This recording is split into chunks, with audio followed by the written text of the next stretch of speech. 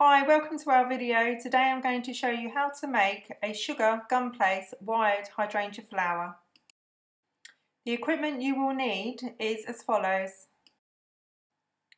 flower pad cell pad, florist wires covered in white or green tape, 26 gauge, bumpy foam, knife, ball tool, blossom hydrangea cutter and veiner, flower paste in white, edible colour dust colours of your choice and white vegetable fat.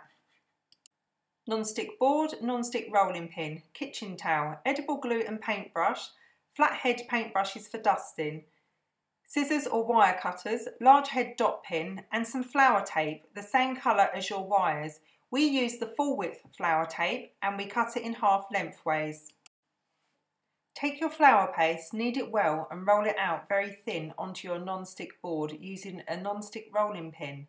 If the paste sticks, you may want to apply a little white vegetable fat to the board.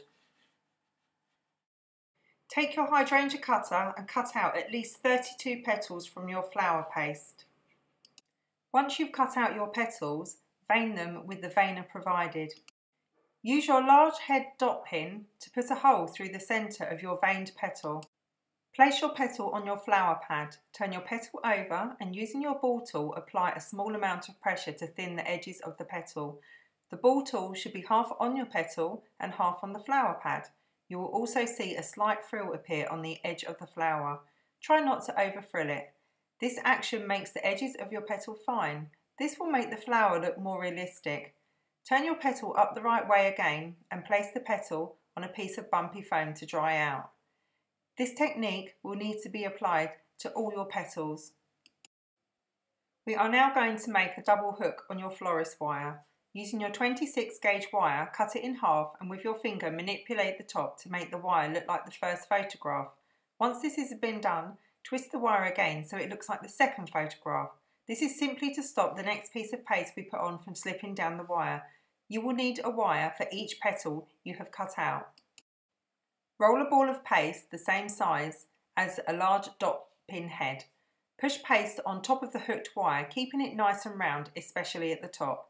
This is your petal head. You will need to do this for every wire. Using a knife, mark a cross on the top of your petal head until they are all done. Then place them to one side to dry. We left ours overnight.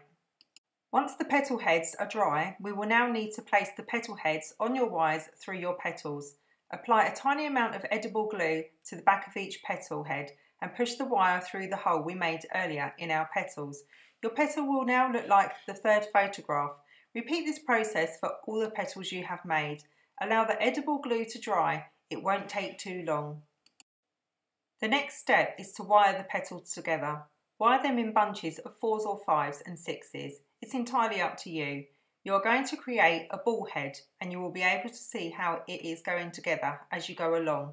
We started with a 6 bunch and then worked with ours accordingly. Hold the wires in a bunch and tape the petals together. Dust each of the wild petals as you put them together. It is easier to work with the smaller bunches. Using 3 colours of your choice, apply the dust with a dry flat head pure bristle paintbrush. For the first colour we have used Bluebell. Note the dust appears to be patchy and random. The second dust colour we have used is Violet. Again apply the colour with a dry flat head paintbrush randomly.